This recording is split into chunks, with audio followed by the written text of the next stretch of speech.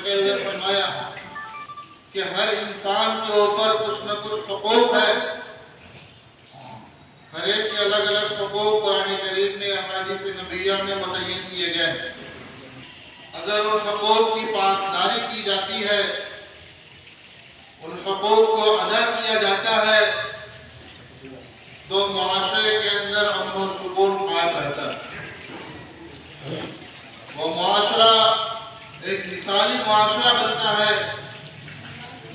اس معاشرے کے اندر رہنے والے انسان ایک دوسرے کی حقوق کی ادائیگی کی فکر کرتے ہیں،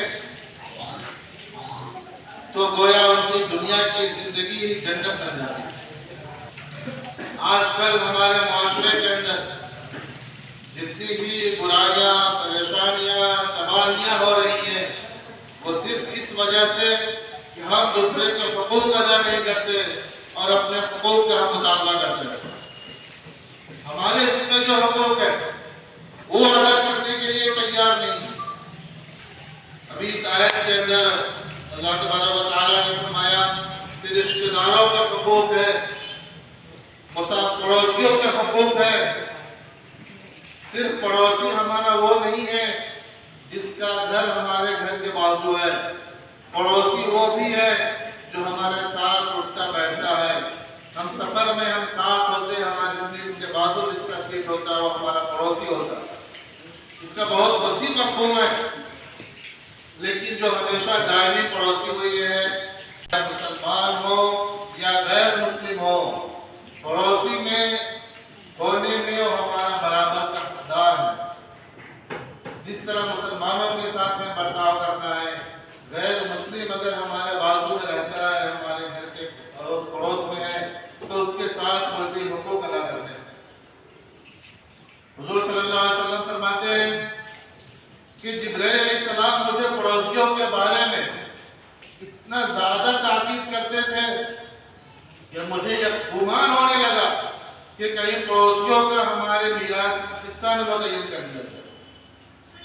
میراث میں حصہ مرنے والے کے اولاد اور قریبی رشتہ داروں کا ہوتا ہے، بیوی ہے، والدین ہیں، بچے ہیں، یہ میراث کے حقدار کہلاتے ہیں۔ لیکن ہمارے پڑوس میں جو رہتا ہے وہ ہمارے میراث کا حقدار نہیں ہوتا، لیکن ان کے بارے میں اتنی وصیتیں اور اتنا حکم دیتے تھے کہ معلوم ہوتا تھا کہ ان کا بھی میرے میراث میں حق دیا جائے۔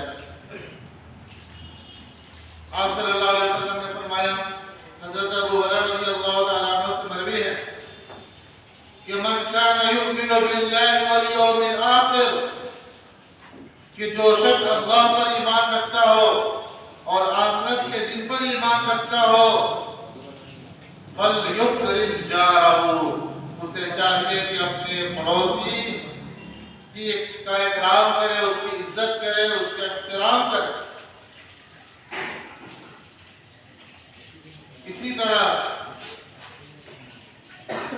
اس طرح ہم رہے گھر میں کہ ہمارے پڑوس میں جو رہنے والے ہیں ان کو کوئی تکلیف نہ ہو۔ تکلیف بسا اوقات ایسا بھی ہو سکتا ہے کہ ان کے گھر میں کوئی بیمار ہو یا ہمارا پڑوسی بیمار ہو اور ہم اپنے گھر میں بہت تیز آوازیں کرنے لگے، یا کسی طرح بہت شور و شرابہ کرنے جس سے ان کو تکلیف ہو۔ بعضوں میں کوئی عبادت میں مصروف ہے، کوئی تلاوت میں مصروف ہے، کوئی اللہ کو یاد کر رہا ہے، اور ہمارے شور شرابہ سے، ہمارے چیخ و پکار سے ان کو دل پڑ رہا ہے، یہ بھی ناجائز، یہ بھی گناہ ہے۔ اور چاہے ہم چیخ و پکار کے اندر کوئی بڑا عمل ہی کیوں نہ کر رہے ہوں، اور جو دشمنان اسلام تھے ان کے بارے میں فرمایا گیا ہے کہ خانہ کعبہ کے پاس وہ آ کے اس طرح زور زور سے پکارتے تھے، اور ان کا یہ مقصد ہوتا تھا کہ ہم اس آوازوں کے ذریعے سے منکر غالب آ جائے، ان کی عبادت کو خراب کر دے۔ یہ مشرکین مکہ کا عمل تھا، اور ان لوگوں کی عبادت ہی کیا ہوتی تھی؟ چیخ و پکار، بجانا، ناچ عبادت ہوتی تھی. وما كان صلاتهم الا بكاء وتصديا.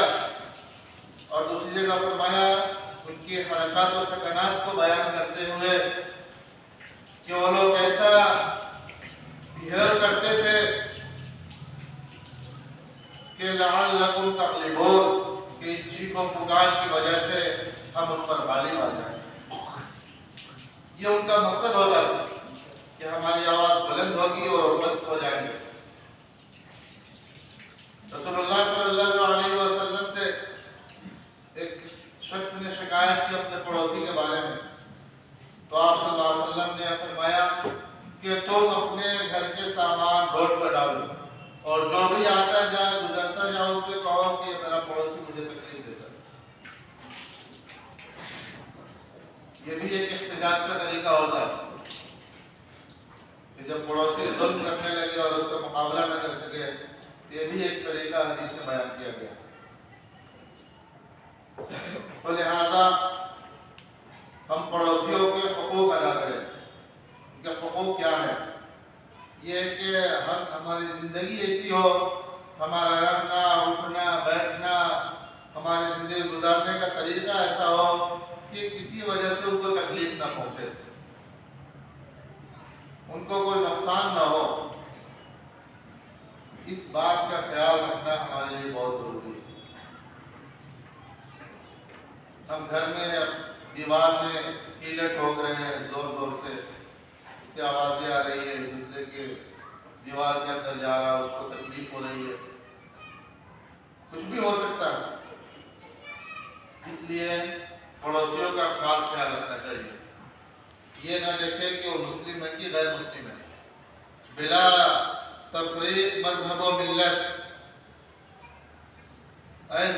اب پڑوسی ہمارا یہ حق ہے کہ ہم ان کو فائدہ پہنچائیں، ان کو ذرہ برابر ہم سے نقصان نہ ہو. یہ معاشرہ، یہ سوسائٹی مثالی نمونہ، مثالی سوسائٹی اور مثالی معاشرہ کہلاتا ہے. آج کل آپ دیکھیں عدالتوں میں جو کیسز زیادہ ہیں وہ یہ ہے کہ اس کے حقوق ادا نہیں کیے جا رہے. اپنے حقوق کے آدمی حاصل کرنے کے لیے سالوں سال کورٹ کچہری کے چکر لگا رہا ہے. جب ہم ایک دوسرے کے حقوق ادا کرنے والے بنیں گے اور ہمیں یہ فکر ہوگی کہ ہمارے اوپر دوسرے کے حقوق ان کو ادا کریں، تو پھر یہ سب چیزیں خود بخود ختم ہوتی جائیں گی. اسی طرح ہم اگر کہیں ملازمت کر رہے ہیں یا ابھی ہمارا پڑھنے کا زمانہ ہے، کسی اسکول کالج میں پڑھ رہے ہیں، تو وہاں کے بھی کچھ حقوق ہوتے ہیں. ہمارے اساتذہ ہمیں پڑھاتے ہیں، ہمیں اساتذہ کے ساتھ، ٹیچرز کے ساتھ، لیکچررز کے ساتھ ہمارا کیا رویہ ہونا چاہیے، ان کا کیا مقام و مرتبہ ہے، قرآن و حدیث میں کیا ان کے بارے میں تعلیم دی گئی ہے. اللہ تعالیٰ نے قرآن کریم میں فرمایا وَيُعَلِّمُهُمُ الْكِتَابَ وَالْحِكْمَةَ. نبی صلی اللہ علیہ وسلم کی بعثت کا مقصد بیان کیا گیا ہے کہ نبی کو دنیا میں اللہ نے کیوں بھیجا تھا، تاکہ وہ لوگوں کو تعلیم دے، سکھائے، ان کو کتاب کے بارے میں بتائے، وَيُزَكِّيهِمْ، اور ان کے دلوں کو پاک اور صاف کرے، ان کا تزکیہ کرے. رسول اللہ صلی اللہ علیہ وسلم خود فرماتے ہیں انما بعثت معلما، کہ اللہ تعالیٰ نے مجھے معلم بنا کر بھیجا ہے، میں ایک استاد بنا کر بھیجا گیا ہوں کہ میں لوگوں کو سکھاؤں، بتاؤں کہ اللہ کا پیغام کیا ہے. اللہ تعالیٰ نے ہمیں کیوں بھیجا؟ ہم خود دنیا میں نہیں آئے ہیں. اللہم ابتعثنا لنخرج من عبادت العباد الى عبادت اللہ وحدہ، کہ اللہ تعالیٰ نے مجھے دنیا میں بھیجا ہے تاکہ میں بندوں کو بندوں کی بندگی سے نکال کر ایک اللہ کی بندگی کی طرف لاؤں. اس مقصد کے لیے ہم دنیا میں بھیجے گئے اور اس مقصد کی تکمیل کرانے کے لیے اللہ تعالیٰ نے نبیوں کو اس کا سلسلہ جاری کیا. اور آخری نبی حضرت محمد صلی اللہ علیہ وسلم کو مبعوث کیا۔ تو اللہ تعالیٰ نے نبیوں کے ساتھ اور خصوصاً نبی صلی اللہ علیہ وسلم کے جو صحابہ تھے ان کو اپنے استاد سے بات کرنے کا سلیقہ بتایا۔ فرمایا لا تجهروا بالقول، اور ایک جگہ لا ترفعوا اصواتکم فوق صوت النبی، کہ جب تم بات کرو تو نبی کے سامنے تمہاری آوازیں پست ہونی چاہیے، اتنے زور سے مت بولو کہ تمہاری آواز نبی کی آواز سے بلند ہو جائے، اوپر چلی جائے۔ یہ اللہ تعالیٰ حکم دے رہے ہیں، آرڈر ہے، لا ترفعوا، یہ حکم ہے کہ اپنی آواز کو بلند مت کرو، فوق صوت النبی، نبی کی آواز کے اوپر۔ تو نبی کا جو مقام ہے ایک استاد کی حیثیت سے ہمارے لیے بھی فرض ہے کہ ہم استاد کی اپنی عزت کرے، ان کا احترام کرے، جس طرح کہ ہمیں قرآن میں تعلیم دی گئی۔ ہم ان سے سیکھتے ہیں، وہ ہمارے مستقبل کے معمار ہیں، ہمارے فیوچر کو بنانے والے ہیں۔ اگر ہم ان کا ہی احترام نہیں کریں گے تو ہمارا فیوچر کیسا ہوگا، ہمارا مستقبل کس طرح روشن ہوگا؟ اور یہ علم بغیر ادب کے حاصل نہیں ہوتا۔ اور انسان اور جانوروں میں یہ فرق کسی شاعر نے بتاتے ہوئے کہا ہے کہ ادب ہی سے انسان انسان ہے، ادب جو نہ سیکھے وہ حیوان ہے۔ کہ انسان میں اور جانور میں جو فرق کرنے والی چیز ہے وہ ادب اور تمیز ہے، کہ ہم کس وقت کس کے ساتھ کس طرح ہمارا برتاؤ ہونا چاہیے، اساتذہ کے ساتھ، والدین کے ساتھ، چھوٹے بھائیوں اور بہنوں کے ساتھ، بڑے بھائی اور بہن کے ساتھ، رشتہ داروں کے ساتھ ہمیں کس طرح پیش آنا چاہیے۔ یہ جو چیزیں ہم سیکھ لیے اور اس پر عمل کرنے لگے تو ہم با ادب اور با تمیز کہلائیں۔ با ادب با نصیب، کہ جو ادب سیکھتا ہے اور ادب سیکھ کر اس پہ اپنی زندگی میں لاتا، عمل کرتا ہے تو خوش نصیب ہو جاتا ہے، اس کی قسمت بدل جاتی ہے۔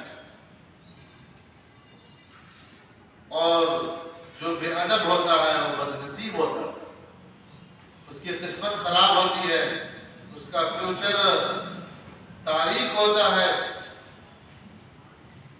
اس لیے یہ جو زمانہ ہمارا ہے ابھی علم حاصل کرنے کا، اس کے کچھ اصول ہیں، اگر ہم اس پر عمل کریں گے تو کامیابوں کا امکان ہوگا، آگے آنے والی زندگی ہماری روشن اور بہتر ہوگی، اور ہم ایک دوسرے کے لیے نافع بنیں گے، فائدہ پہنچانے والے بنیں گے، ہم کسی کے لیے نقصان دہ ثابت نہیں ہوں گے۔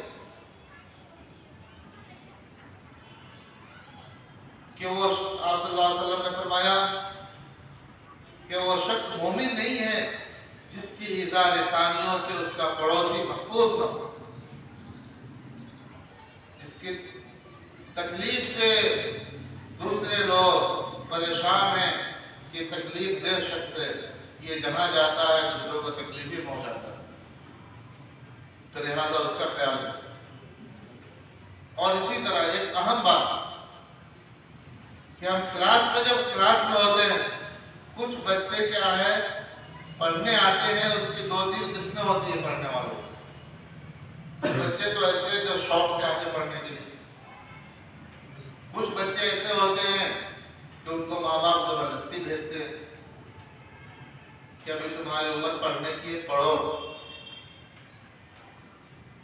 تو جو زبردستی پڑھنے والے ہوتے ہیں ان کا دل تو لگتا نہیں ہے، تو کسی طرح چاہتے ہیں کہ کلاس میں ڈسٹربنس قائم کرے اور دوسرے کو تکلیف پہنچائے، تو اس طرح کی حرکتیں کریں کہ کلاس میں سبق کم ہو یا نہ ہو۔ تو آپ یاد رکھیے کہ اتنا بڑا یہ گناہ ہے۔ مثال کے طور پر 40 منٹ کا یا 1 گھنٹے کا آپ کے استاد کو ایک پیریڈ دیا گیا پڑھانے کے لیے، تو اس 1 گھنٹے پر تم جتنے کلاس میں بچے سب کا حق ہے برابر کا کہ ان سے وہ فائدہ حاصل کرے. اگر کوئی بچہ اس میں کچھ ایسی حرکتیں کرتا ہے کہ استاد کو سبق روک کر سمجھانا پڑتا ہے یا اس کو سزا دینی پڑتی ہے، تو اس بیچ میں جو 2 منٹ 1 منٹ 10 منٹ جتنا وقفہ جو لمحہ گزر جاتا ہے ان کو درست کرنے میں، تاکہ آنے والے جو پڑھانے والے سبق سب کو ایک ساتھ فائدہ ہو. تو یہ سب کے وقت ضائع کرنے والے ہیں اور یہ تمام بچوں کے گنہگار ہیں، مجرم ہیں، ظالم ہیں. اور وقت کا ضائع کرنے والا یہ سب سے بڑا مجرم. وقت ایک ایسی چیز ہے جس کی کوئی قیمت ہی نہیں ہے. ایک لمحہ گزر گیا ہمارا، ہم پورے دنیا کی دولت اس کے بدلے میں دینا چاہیں تو اس کو واپس نہیں لا سکتے. لا سکتے ہیں؟ یہ ناممکن ہے. تو ہم نے اتنی قیمتی دولت ہم نے اس کی ضائع کر دی اور اپنی قیمتی دولت ضائع کر دی. تو وقت کا صحیح استعمال اگر ہم نہیں کریں گے تو اس سے ہمارا بھی مستقبل خراب ہوگا اور آخرت بھی ہماری تباہ و برباد ہوگی. یہ جانے انجانے غیر شعوری طور پر ہم بہت ساری ایسی حرکتیں کرنے لگتے ہیں جس کو ہم برا سمجھتے نہیں، جس کو ہم گناہ نہیں سمجھتے. ہم یہ نہیں سمجھتے کہ اس کے بارے میں بعض پرس ہونے والا ہے. قیامت کے دن انسانوں سے ہر شخص سے 5 سوالات کیے جائیں گے. اس میں سے ایک یہ ہے کہ ہم نے تمہیں عمر دی تھی، وقت دیا تھا، اس کو کہاں خرچ کیا، کیسے خرچ کیا. اب ہم یہ 7-8 گھنٹے جو یہاں آتے ہیں اس کو کیسا استعمال کیا، یہ اس کے اندر شامل ہے. عمر کے اندر یہ تمام چیزیں شامل ہیں. تو لہذا ہم یہ کوشش کریں کہ ہمارا جو یہ وقت ہے، یہ جو عمر ہماری گزر رہی ہے، یہ اس طرح گزرے کہ ہمارے لیے آنے والے وقت میں یہ نفع بخش ہو. اور وقت کے بارے میں فرمایا کہ الوقت قاتل فإن لم يقتل يقتلك، کہ وقت کیا یہ قاتل ہے، اگر تم اس کو نہیں پکڑے، اپنے گرفت میں نہیں لیے اور اس کا صحیح استعمال نہیں کیے تو آنے والا جو وقت آپ کا ہوگا یہ وقت تمہارے کو قتل کر جائے گا. یہ تمہارے مستقبل کو تباہ و برباد کر کے رکھ دے گا. تو لہٰذا اس کا صحیح استعمال بہت ضروری ہے. ایک ایک لمحہ کے بارے میں ہم حساب دینے والے ہیں. ہم سوچ رہے ہیں کہ ہم نے ابھی اتنا وقت گزارا ہے، اللہ کے سامنے حاضر ہونا ہے، اس کو جواب دینا ہے. کیا جواب دیں؟ اور ہر ایک کے ساتھ 2 فرشتے لگے ہوئے جو اس کو محفوظ کرتے ہیں.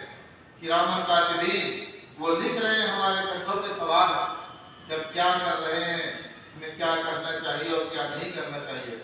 قیامت کے دن پورا ڈسپلے کر دیا جائے. تو ہم جو کچھ کرتے ہیں اکیلے میں، تنہائی میں، مجمع میں، دن کے اجالے میں، رات کی تاریکی میں، وہ تمام چیزیں محفوظ ہو رہی ہیں. تو یہ خوف اور یہ جواب دہی کا احساس ہمارے دل میں ہونا چاہیے.